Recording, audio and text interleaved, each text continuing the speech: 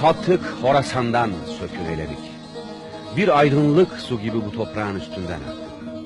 Ulu, temiz, alımlı, yakışıklı, ışığa batmış kırmızı yakut gözlü, uzun boylu atlarımız. Anadolu'da, Harran Ovası'nda 100.000 ulu kartal konmuş gibi karakıl çadırlarımız.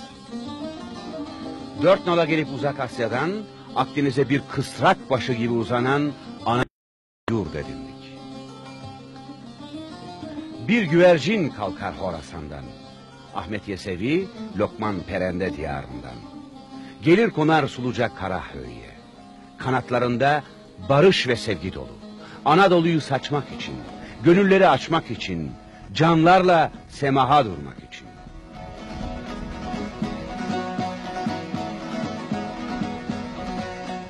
Derde hoplama herge düşersin, Nevşe toplama aşka düşersin. Bülbülüm bülbülüm sen bülbül yer yer, Bülbülüm bülbülüm sen bülbül yer yer. Bütün evren semah döner. Aşkından güneşler yanar. Sırrına ermektir hüner. 5 vakitle avunmayız.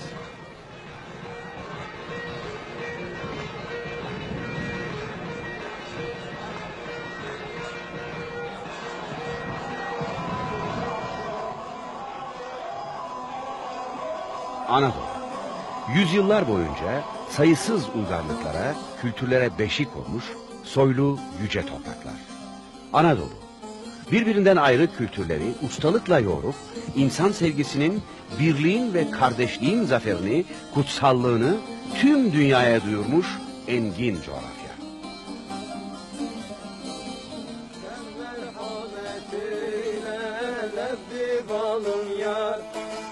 Yüreğimi ceviz gibi çürüttün, senin aşkın büktün kadri dalın yar. Çektirme cefalar, yandırma narım. Çektirme cefalar, yandırma narım. Yitirdim aklımı, oldum divana. Homeros'u, Kibele'yi, Nemrut'u, Fırat'ı koynunda saklayan Anadolu. Hoca Nasreddin gibi gülen, Ferhat gibi dağları delen, Pir Sultan gibi baş kaldıran Anadolu. Barışın sevgiyle, inancın hoşgörüyle buluştuğu kavşak Anadolu. Yüzyıllardır bu topraklarda filizlenip kök salan Alevi Bektaşilik'te zengin Anadolu kültürünün bol damarlı, saygın mozaiğinden biridir. Kültür tarihimizin çok önemli yapı taşlarından biri olan Alevi Bektaşilik, insanın dünya ve evren içindeki somut gerçekliğinden yola çıkarak yaşama ve dünyaya özgürce yorum getirme amacı güden, insanı yaşamın ve evrenin merkezine koyarak kutsayan bir felsefedir. Bugüne değin yapılan araştırmalar göstermiştir ki, Alevi Bektaşilik'te İslam öncesi inançların ve düşüncelerin kalıntıları vardır. Örneğin, iyi ruhlarla kötü ruhlar arasında denge kurma olan şamanizmden izler taşımaktadır. Şamanizmde müziğin ve dansın kullanışındaki animist yani canlılık dolu yaklaşım Alevi Bektaşilik'te az da olsa belirgindir. Örneğin halk edebiyatında ozan olarak adlandırdığımız şamanın günümüzde dedeye özdeş olması, kopuza karşı sazın yer alması, giriş törenleri arasındaki benzerlikler Alevi Bektaşiliğin kökenindeki kalıntıları gösteren belirtilerdir.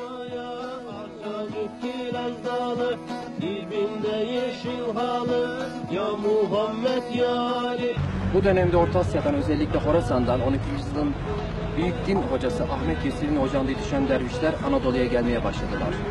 Sürekli seyahat eden bu dervişler halkı birliğe çağırıyorlardı. Hacı Bektaşi Veli bu dervişlerin en çok tanınan olacaktı.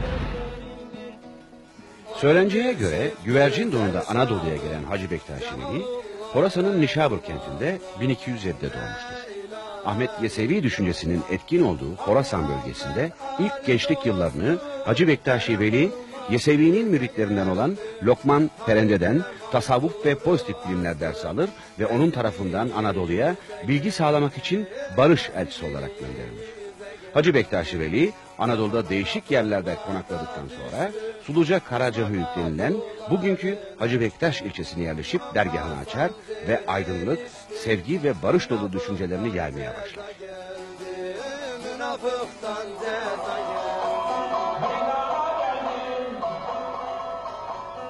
Anadolu Aleviliği, genel Alevi kavramlarından gerek yaşam biçimi, gerekse dini uygular açısından farklılıklar gösterir.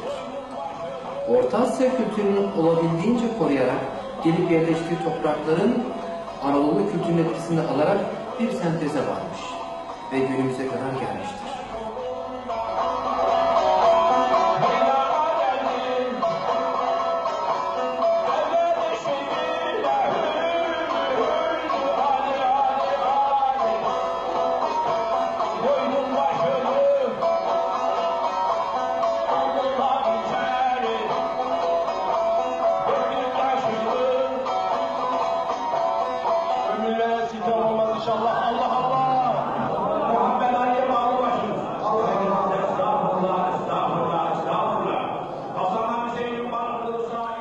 Sosyoekonomik koşullar, dönemin siyasi olayları, din olgusunun insan yaşamına etkisi bir sentezin oluşmasını sağlamıştır. Böylece Anadolu Aleviliği kendine özgü bir oluşum sürecinden geçerek yine kendine özgü inanç bütünlüğünü oluşturmuştur. Anadolu'da daha önce var olan inanç sistemleri ve değişik kültürlerle kaynaşarak bir mozaik yapı yaratmıştır. Yani Anadolulaşmıştır.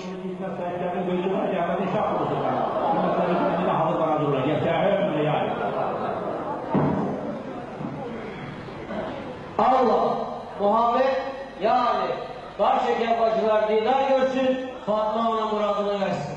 Mutlular sefa yersin.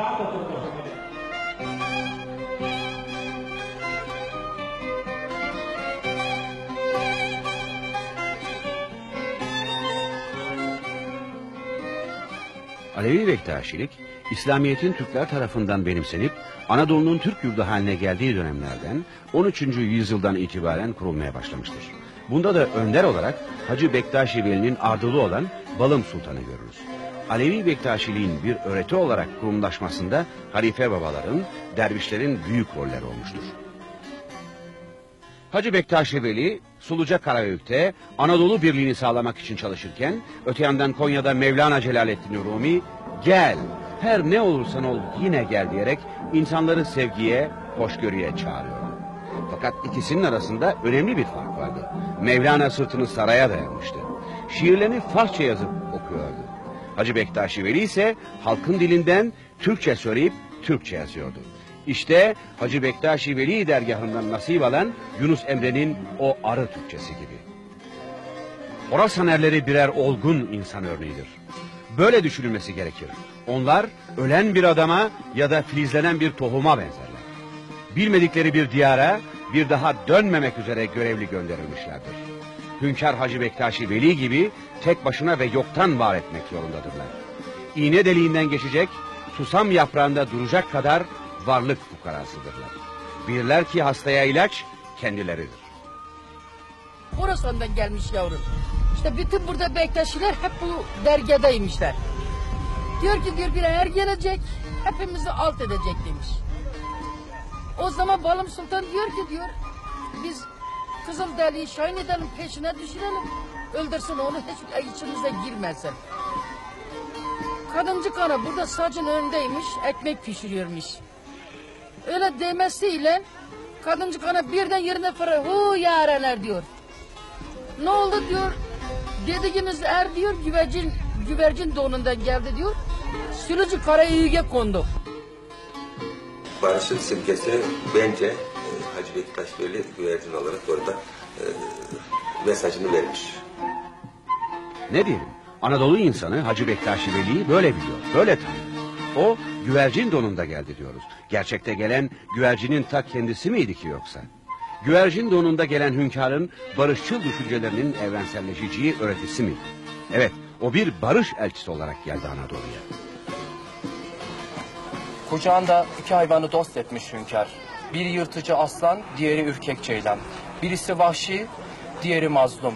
Bu iki zıt kişiliği o kucağına dost etmiş. Zıtlıkların bütünlüğü anlatıyor ya da her vahşinin eğitimde ıslah edebileceğini gösteriyor. Sevgi, muhabbet kaynar ocağımızda. Bülbüller şevke gelir, gül açar bağımızda. Hırslar, kinler yok olur aşkla meydanımızda. Arslanlar, ceylanlar dosttur kucağımızda.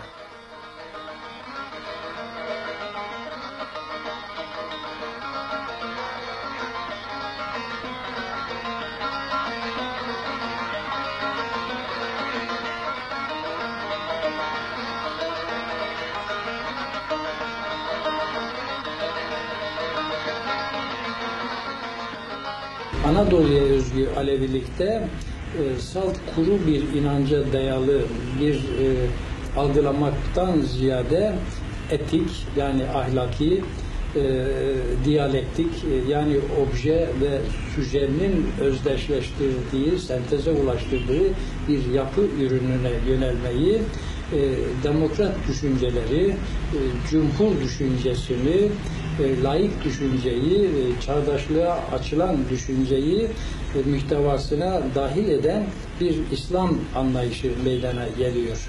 Dolayısıyla bir bakıma Bektaşilik ve Alevilik İslam'ın akla ve çağa açılan kapısı, Alevi de İslam'ın yeni insanı hüviyetini taşıyan bir birey oluyor.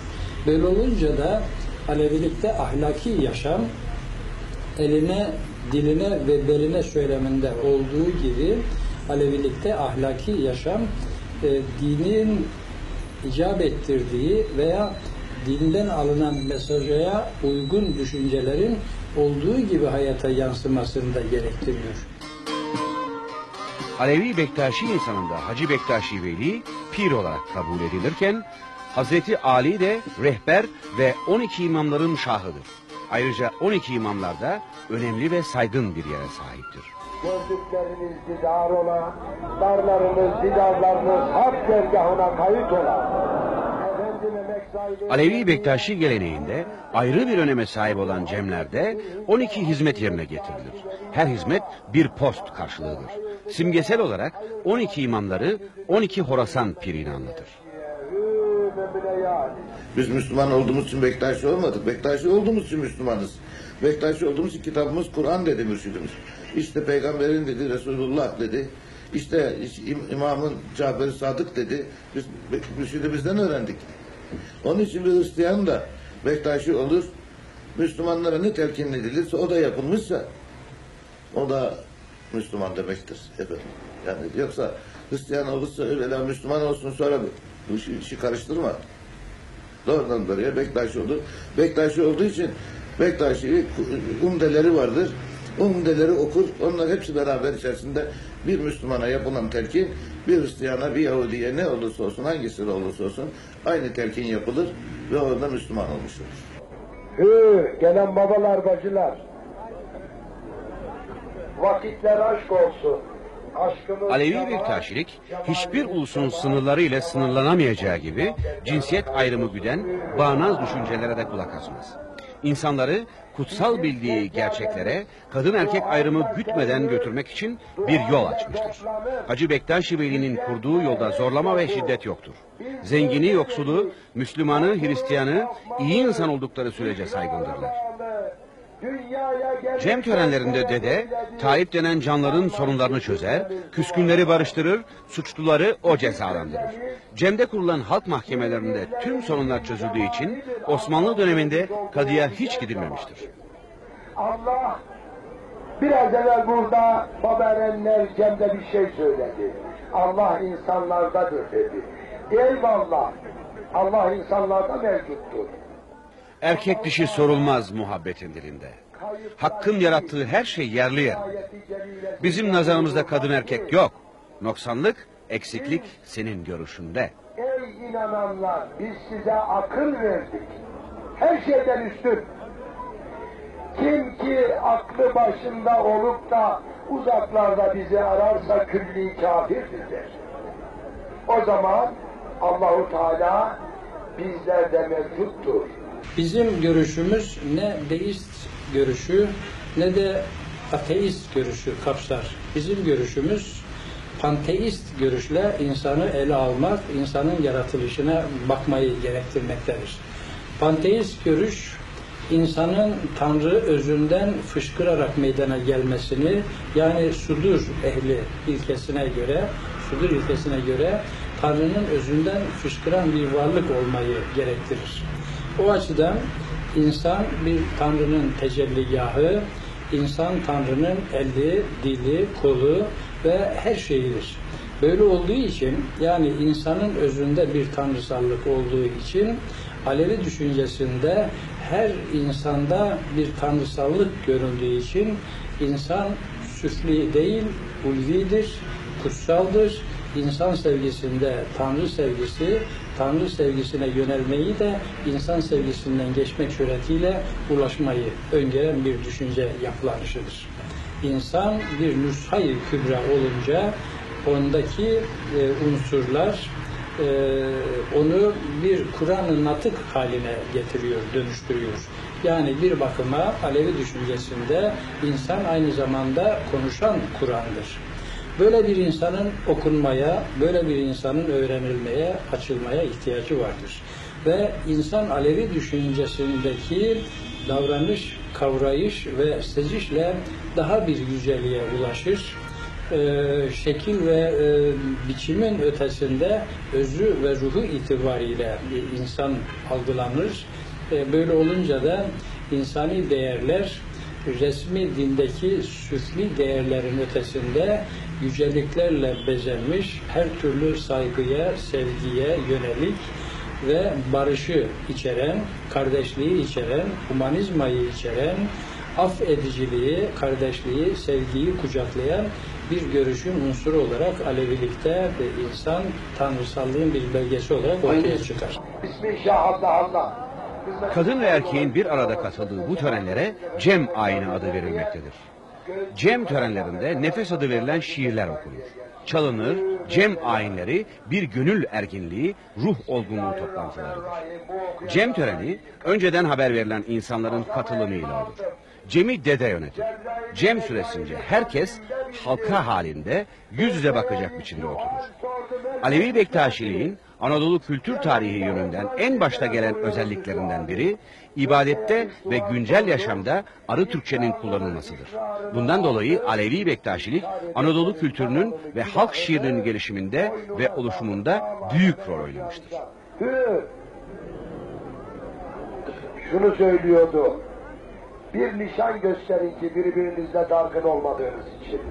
Davanız varsa men edin. Semavi dinler arasında bağlantı vardır. Hiçbiri mustakil değildir. Hepsi İbrahim dinine dayanır. Hristiyanlık da, Yahudilik de, Müslümanlık da buna dayanır. Zaten Hristiyan demek Rumcadır. Rumca Hristiyan demek arınmış demek. Temizlenmiş, kurtulmuş demektir. Yahudi hidayete ermiş demektir. Müslüman da selamete ermiş demektir. Bu üçü aynı şeydi söylüyorsun. Hani ona kilise diyorsun, buna cami. Kilise, cemaathane demek. Biz yapıyoruz. Allah ayırmıyor. Kullar ayırıyor hepsini birbirinden. İki tane baba geliyor. Bu babaların görevi kapıcı deriz biz bunlara. Bunlar bu görevi Hazreti Peygamber Efendimizin torunları İmam Hasan, İmam Hüseyin Efendimiz yapıyor. Ayin-i Cem'de 12 post karşılığı 12 hizmet görülür. Bu yola girecek kişi soruşturulur. Eğer olumlu ve iyimser bir kişi ise mürşit ona "Ey talip, gelme, gelme, dönme, dönme" der. Alevi Bektaşilikte tam anlamıyla teklif var, ısrar yoktur. Zorlama, kendi görüşlerinin propagandasını yapma, hiçbir biçimde şiddet ve baskı yoktur. Çünkü çoğalmak ve siyasi iktidara alternatif olmak ya da siyasi bir güç oluşturmak çabası tarih boyunca olmamıştır. Gel sen de katıl aramıza yerine gelme, gelme denmektedir. Çünkü bu yola girmek isteyen talip gelirse malı, dönerse canıyla bedel ödemeye hazır, kamil bir kişi olmalıdır. Tarikat abdesti almamız için Alevi Bektaşi cem ve muhabbet toplantılarına katılanlar bilirler. Yapılan ayin ve törenler her hareketiyle, her figürüyle Alevi Bektaşi inancının milim milim izlerini taşıyor. Yapılan tüm törensel gösteriler belli bir kural ve sistem içerisinde yerine getirilir. Yapılacak her ayinsel ve törensel davranışın yerine getirilişi sınıflandırılmış ve bütünlüğe ulaştırılmıştır. Törenler öyle uyumlu ve özdeş bir biçimde sahnelenmez. Eren, oyuncular yapacakları görevi senaryoyu okumadan bilmekte ve içinden geldiğince yerine getirmektedirler. Baba el suyu döküyor, bacı da elini kuruluyor. Suyu dökerken ne diyor o baba biliyor musunuz? Sizler duyamıyorsunuz. Allah, Muhammed, yani eşitliğe bakın. Baba bacının eline su döküyor, bacı da babanın eline su döküyor. Şeriatta kardeşlerimiz bir anadan, bir babadan dünyaya gelmiş, 16 veya 18 yaşını bitirdikten sonra birisi baba, birisi bacı, birbirlerinin elini buraya tutturmuyorlar, ne mahremdir. Ne demek bunlar kardeştir. İşte bizler hep kardeş bacıyız şimdi. Bir defa diğer İslam toplumlarındaki kaç göç olayı Bektaşilikte yoktur. İbadetler kadın ve erkek birlikte yapılır. Baskı yapmazlar Bektaş toplumda. İstediği hareketi yapar yani. Yani sınırı içinde. Kötü olmadıktan sonra her şey yapabilir yani. Ne bileyim konuşmasını yapar. Serbest gezer. Kutsal yeri evidir. Hanesi açık olacak bir defa. Bektaşi bacıların. Şimdi hangi Bektaşi bacının evine gidersin sen şimdi? Güler yüzle karşılanır. Kutsal oldu. Kadın yeri kutsaldı ya Bektaşi. Çok kutsaldı kadın yeri. Alevi Bektaşilikte kadının yeri kutsaldır. Ama özel bir yeri yoktur. Yani önemli olan insanlıktır. Kamil olmak gerekir bu yolda. Kamil olmak yarışında da kadın ve erkek eşit şartlardadır. Kadınlarınızı okutunuz. Kadınlarını okutmayan milletler yükselemez. Düşmanınızın bile insan olduğunu unutmayınız. Hiçbir milleti ayıplamayınız. Bilimden gidilmeyen yolun sonu karanlıktır. Okunacak en büyük kitap insandır diyen Hacı Bektaş'ın öğretisi günümüzde Alevilikle büyük oranda iç içe geçmiş ve bütünleşmiştir. Alevilik genel bir istilahtır, bir deyimdir, bir çatıdır. Bunun içerisinde mütezili düşünceden itibaren bu tarafa doğru karmatilik, melamilik, haydarilik, kalenderilik, babailik, ışık, torlak, bektaşilik gibi kademe kademe her dönemde ayrı bir isim altında gelişen bir Alevi anlayışı meydana gelmiştir. Bunların bütününün adı Aleviliktir. Bektaşi tacının da gövdesi beyaz, dilimleri 12 dilimleri de siyah.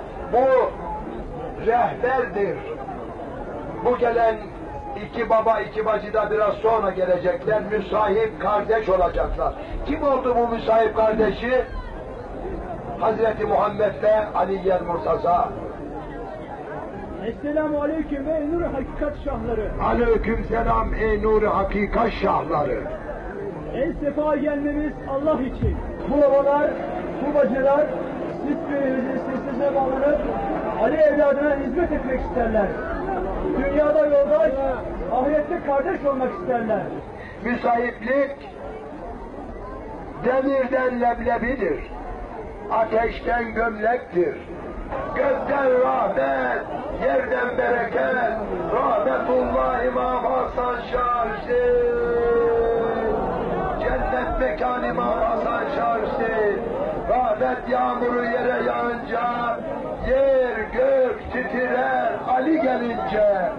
Ali Hüseyin'im, Ali Hüseyin'im, senin derdin bağrım derdim, senin derdin bağrım derdim, Ah Hüseyin, Ah Hüseyin'im, şehit düşmüş sağır mezar, Şah Hüseyin.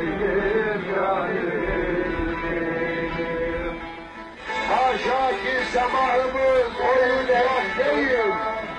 İlahi bir aşktır sayın.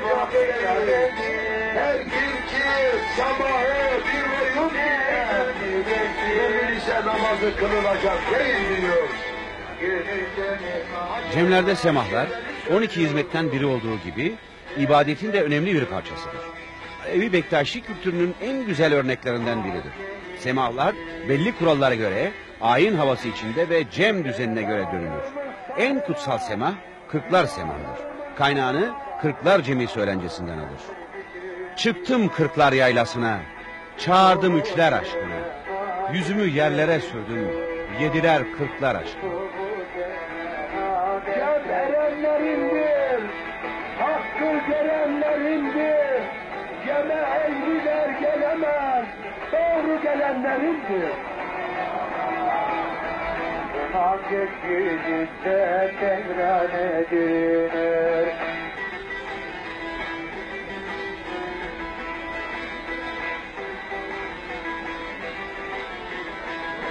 Allah Allah Allah.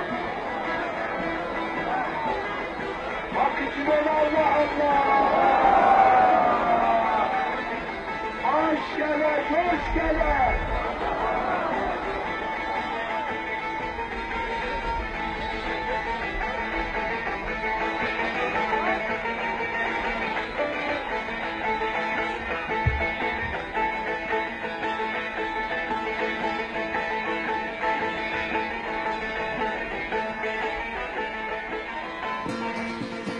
Dedenin cemi başlatıp 12 hizmet sırayla yerine getirildikten sonra sıra lokma yemeye gelir. Lokma kutsal yemektir. Kökeni kurban adama törenlerine dek iner. Cemevinde meydana sofralar serilir. Yemekler yenir. Sofrada zengin, yoksul, aç, tok ayrımı gözetilmez. Herkes aynıdır. Lokmalar yenildikten sonra dualar edilir ve dede Allah eyvallah, ey dost diyerek cemi sona erdirir. O zamanlar 7 haneli bir köy olan Suluca Karahöyük, bugün Hacı Bektaş adıyla anılan ve Nevşehir iline bağlı bir ilçedir. Hacı Bektaşi Veli'nin burada bir bilim yuvası kurmasından sonra önemi gitgide artan ilçe, bugün pek çok yerli ve yabancı ziyaretçilere ev sahipliği yapmaktadır.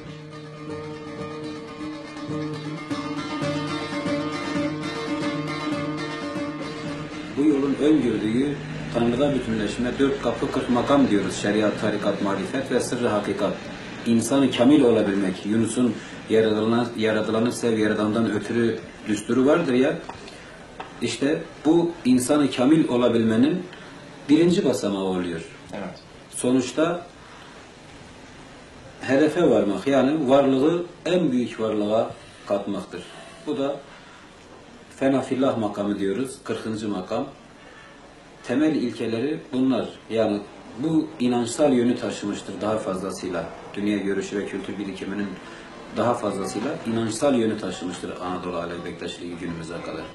Hacı Bektaşi Veli Müzesi 1958-1964 yılları arasında restore edilerek 1964 yılında törenle hizmete açılmıştır.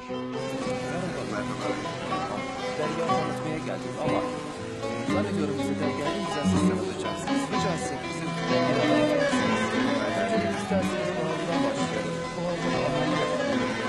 Efendim, Hacı Bektaş 3 avludan ibarettir. Birinci avlu dediğimiz bu bölümde ahar hizmetler diye sınıflandırdığımız üniteler var. Birincisi de daha önce burada at evleri vardı. Yani o zamanki ulaşımla gelen ziyade atla yürürlermiş. Onlar atlarının barındığı ya da üzerinde de misafirlerin konakladığı bölümler vardı. Kaç da çamaşırhanemiz var ve banyosu. Burada da ekmek evi ve fırınlar ve depolar vardı. Diğer bölümlerde buyurun içeride görelim. O zaman birlikte bir Hacı Bektaşi Veli dergahına 4 kapıdan girilir. Bu 4 kapı 4 mertebeyi ve onlardan 40 makamı simgeler. İlk kapı şeriat kapısıdır. Yolun başındadır. Daha çok biçimsel olarak uyulması gereken kuralları simgeler. İkinci kapı tarikat kapısıdır. Bu kapıya ilk kapıdan geçenler varabilir. Tarikat kapısında kişi ser verip sır vermemeyi öğrenir. Üçüncü kapı marifet kapısıdır. Bu kapıya bilim kapısı da denir. Artık çiğ olanlar pişmiştir. Kişi bencillikten sıyrılmıştır. Dergahın mimari yapısı bir anlamda şu mistik ifadeyi simgeler. Şeriatte yol benimdir, tarikatta senin. Marifette yol hem senindir hem benim. Ama dördüncü kapı olan hakikat kapısında yol ne senindir ne de benim. Burası özel bir mutfak, merasim mutfağı diyebiliriz. Kapıdan girince göreceğimiz soğuk hava karşılıklı delikleri açarak bir hava akımı yaptırarak kurbanın etlerini soğukça saklayabiliyorlar. Bulaşıklarını yıkadıkları bir lavabolar var. Etlerini kıydıkları bir saha var. Sebze yıkadıkları yerler, ocaklar var. Bu ocakların da bu kazan Hacı Bektaşi Veli'ye gönül verenlerce kutsal sayılmaktadır. O dönemde dergaha onlarca insan aç olan, yoksul olan, yolcu olan girip çıkmakta, kazanlarda pişen aştan yemektedirler. Buranın havasını bozmasın, yemeğin tadını bozma. Alevi de kalori bakımından tutmuşlardı. Alevi de kanallarla gider buradan. Buradaki ikinci özelliği gördüğünüz gibi aşevinin yani mutfağı kazan üzerinde bir şey var. Geyik var, evet. Geyik başı var. Anlamı ne? Bu şu anlama geliyor. Bu Şamani Türklerden belli. Nasıl ki Anadolu'da her ev bir köpek başı bir at nalı bulundurur da bunu bulunduramaz. Bunu bulundurulan yerde bedava yenilisilir simgesi oluyor. Kızılay arması gibi. Yani. Yalnız burada da 3 günden fazla vermek yok. Eğer 3 günden fazla yapsalardı miskinler tekkesi olurdu. Alevi Bektaşi sofrasına Ali sofrası denir. Diğer bir adı da kutsal şölendir. Alevi Bektaşi sofralarında beslenmenin yanı sıra söyleşilerle de canların eğitilmesi amaçlanmıştır. Bektaşi Külliyesi'nde meydan evinin şu anda bir bölümündeyiz. Evet. Meydan evi ne anlama geliyor?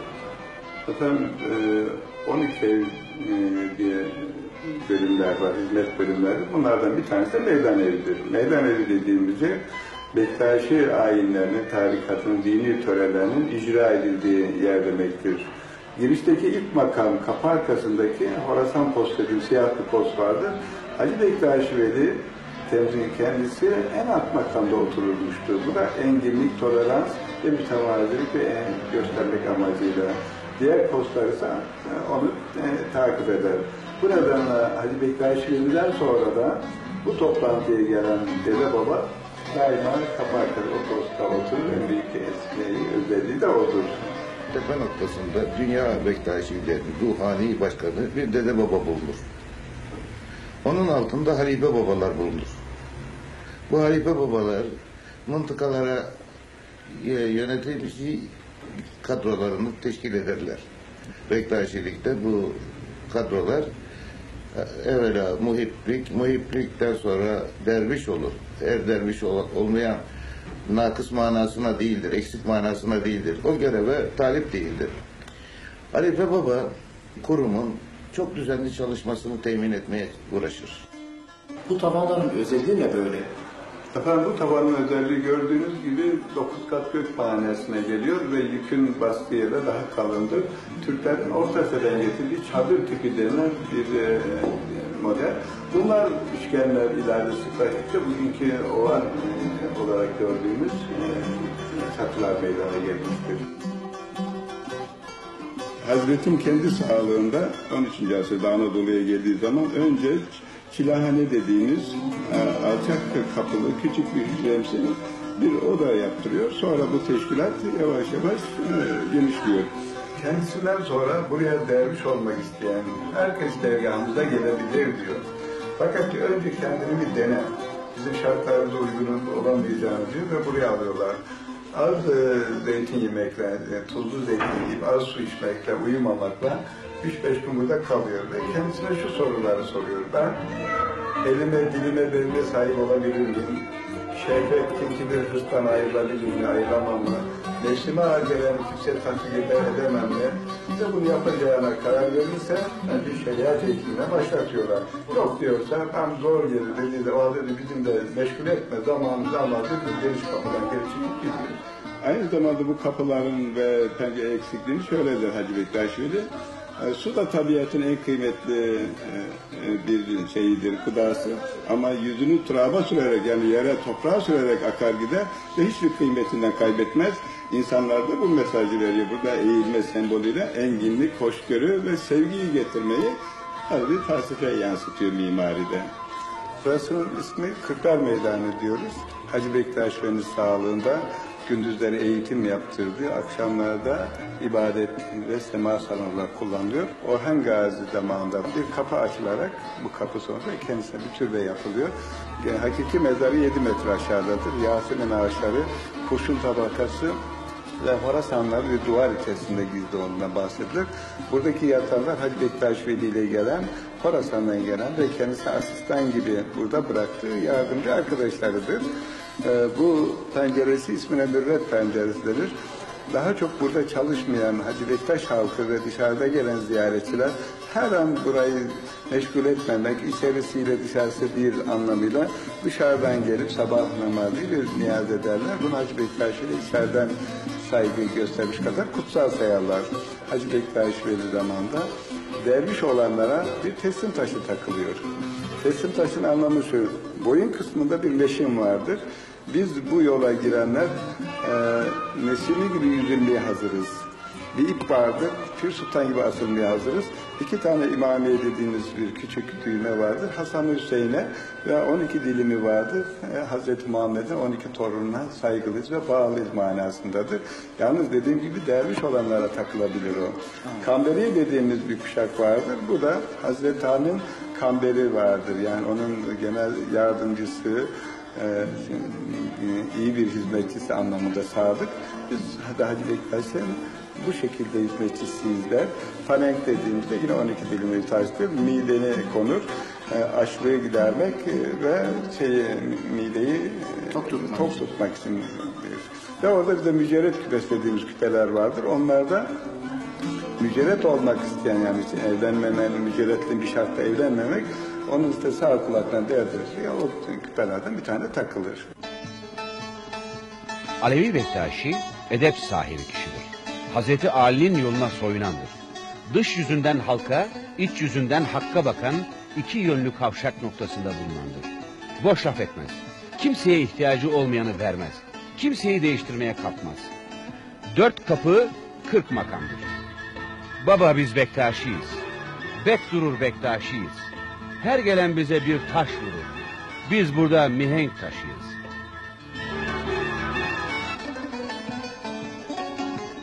Hoca Ahmedi Yesevi dergahından mezun olanları o zaman atama emri gibi, örneğin birini Türkistan'a gönderiyorlar. İşte senin ağacını Köse'ye oraya attık, birini Buhara'ya, birini Hacı Bektaş Veli sen de Rum diyarına diyerek bir ağacın atıldığını, yanarak atıldığına bahsediliyor ve halk bunu tabii maddi olarak inanıyor. Ama bunun esas felsefe olarak da şöyle değerlendiriyor. Yanarak gelmesi Anadolu'ya biz meşale bir kültür getirdik. Ağaç ise bir hayat vermek, Anadolu'ya hayat getirdik diyor ve burada da diktatör olmadı. Tek başına değil, bu kuruydu, yanar şekildeydi. Biz arkadaşlarımla bunu yeşerttik diyor.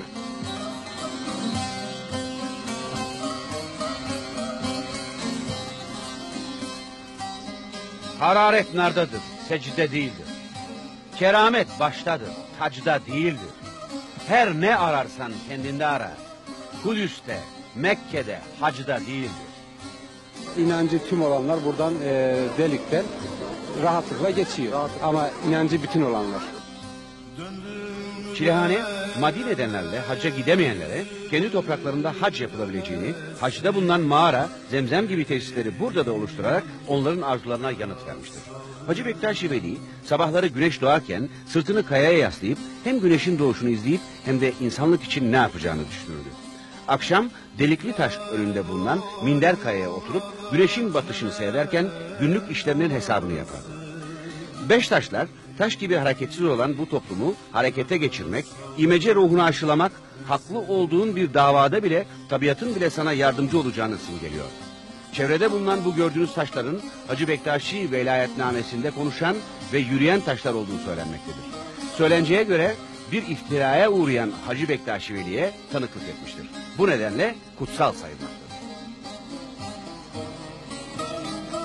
Hacı Bektaş Veli daha Horasan'dayken keramet ve mucizelerini göstermeye başlamıştı.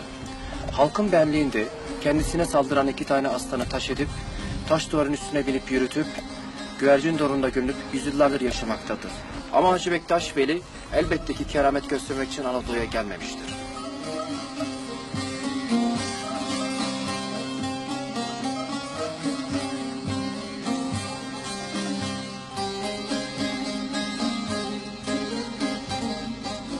Bektaşilik bir meslektir ve bu yüzden bütün tasavvufta, bütün eğitim programına seyri sülük derler. Bu seyri sülük her pir, her tarikatı kurucusu bir başka türlü öğretmiştir ve buna teslik edilmelidir. El alırken teslik edilir.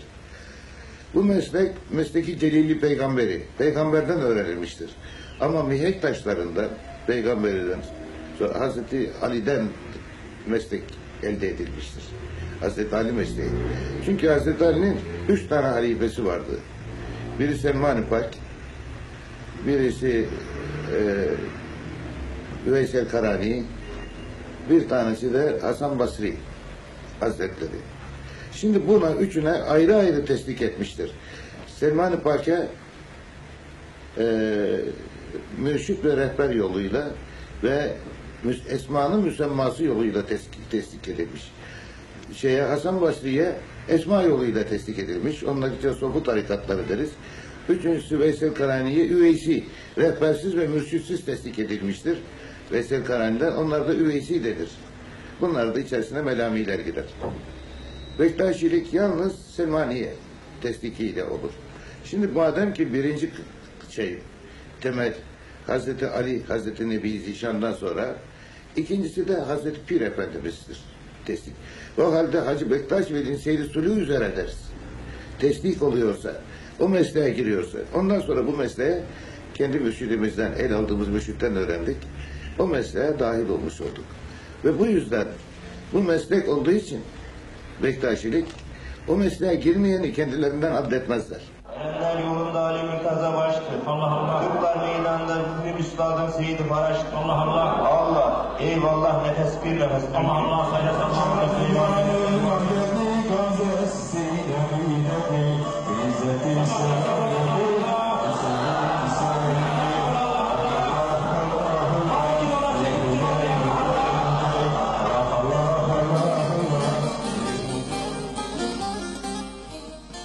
Hangi dinden olursa olsun kutsal sayılan yerlere Bektaşiler saygıyla yaklaşmışlardır.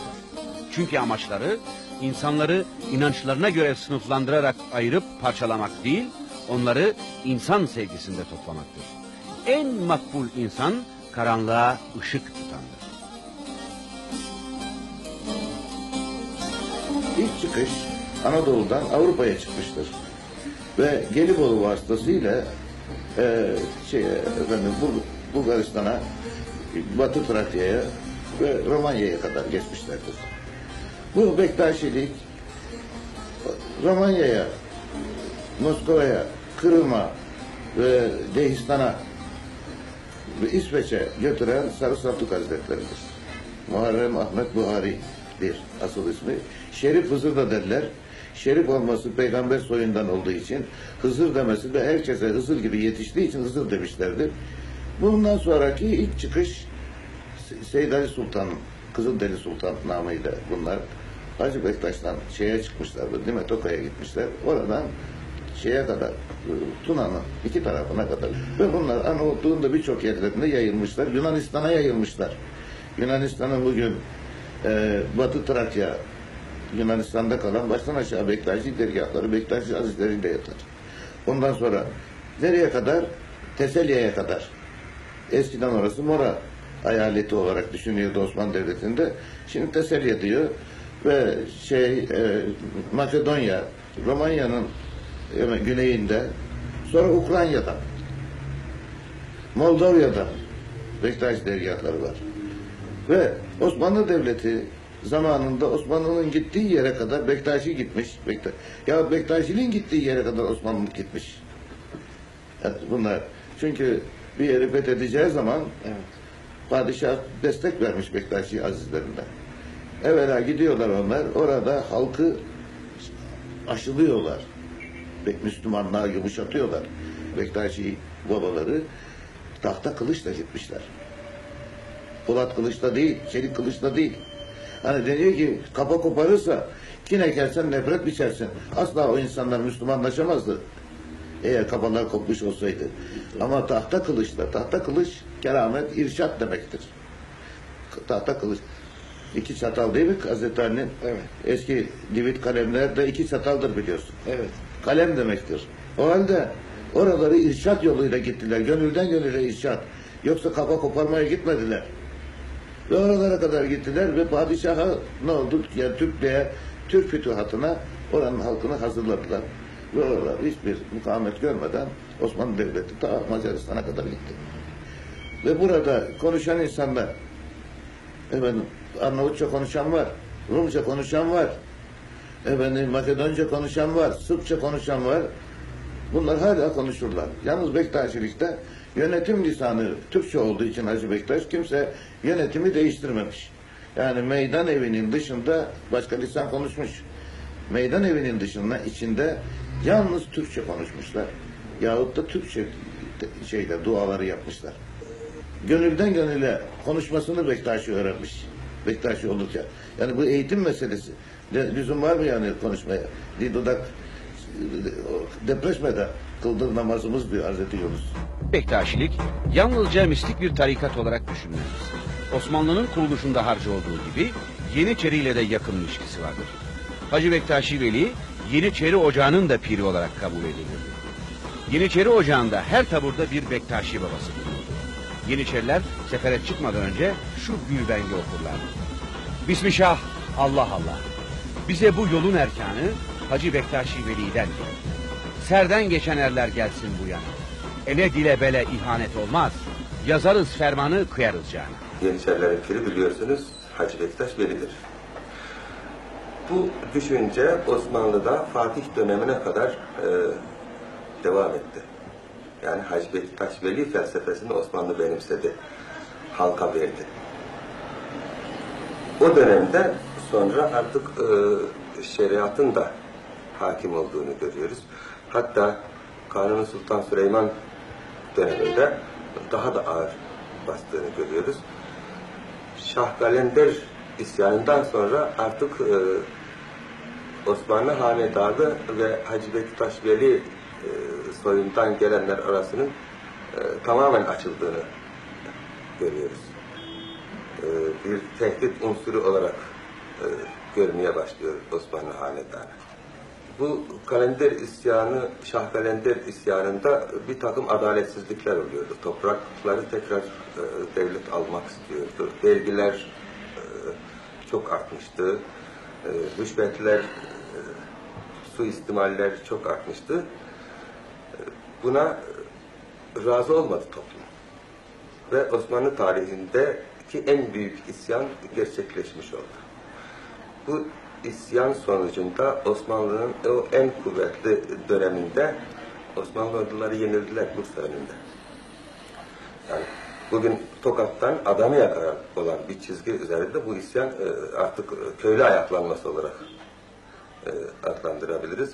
Ondan sonra da inanış yönünden bu felsefeyi ikiye ayıralım diye herhalde bir düşünce onlarda belirliyor ve oradan buraya postişin olarak bir dede baba gönderiliyor ve gün geçtikçe de şeriat hakim olmaya başlıyor. Tamamen sünni bir görüş olarak devlet makamlarınca bu inanış benimseniyor, sünni görüş benimseniyor ve lisan da tabii değişiyor bu arada.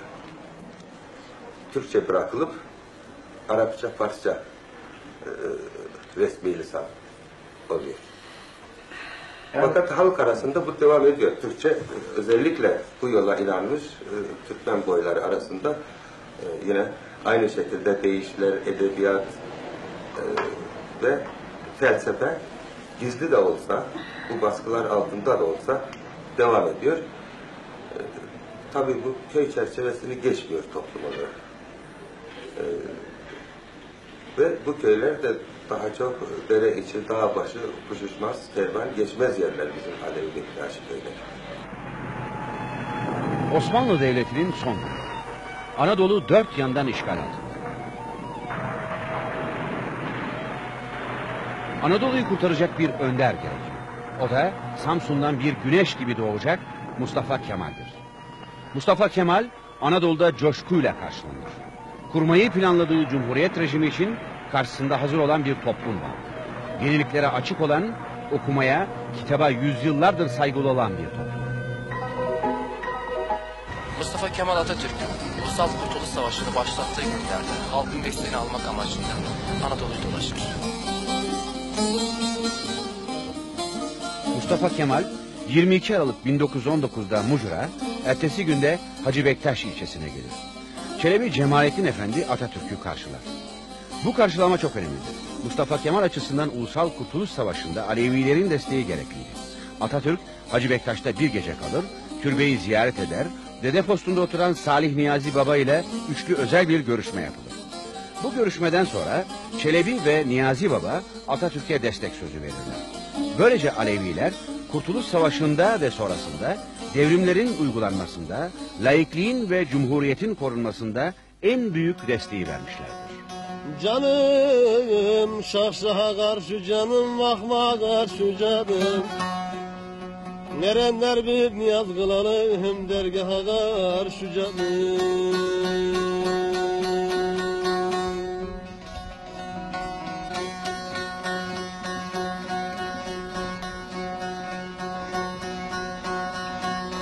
Allah Allah, eyvallah. Akşamlar hayrola, şerler def ola, yiğitler saf ola, yardımcımız halk ola. Üçlerin, beşlerin, yedilerin, gerçek erenlerin ve şehitlerin yüzü suyu hürmetine. Varlığımıza, birliğimize, beraberliğimize, bir olmamıza. Merhaba. Merhaba.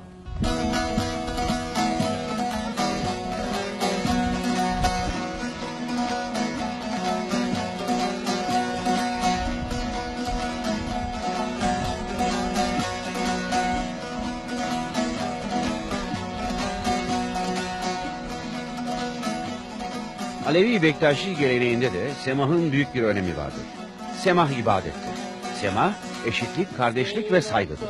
Aslında semah yalnızca dans değil, insanın bu dünyadaki serüvenini anlatan dans destanlarıdır.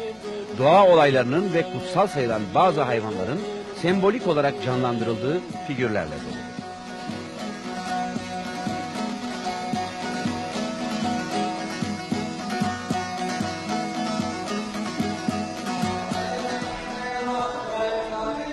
Topluluk kutsaldır. Ona arka dönülmez. Onun huzuruna gelince hafifçe eğilip selam verilir. Semah o toplumun yaşama bakışını ve yaşama biçimini yansıtır. Alçak gönüllü bir kıl çiçeği gibidir semah. Abartıya yer yoktur. İnsan olduğu gibi kendini takdir eder. Ayağınız bu topraktadır ama ruhunuz bir başka alemde, bir başka sevgiliye göç etmiştir. İnsan semah dönerken sevgisinin her türlüsünü tadar. Çünkü semah, uçmak, hakka, sevgiliye ulaşmak demektir. İnsanı evrenin merkezine oturtup, insanın Tanrı'nın bir yansıması olarak algılayan bu felsefe, daha kuşaklar boyu yaşayıp, hoşgörünün, barışın egemen olacağı bir dünya özlemine katkılarını sürdürecektir.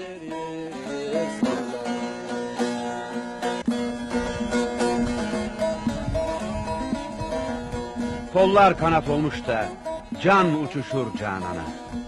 Ayaklar basmaz olur yükselince meydana. Kainatı görürsün çeraların nurunda. İnsan varır Tanrı'ya, Tanrı varır insana.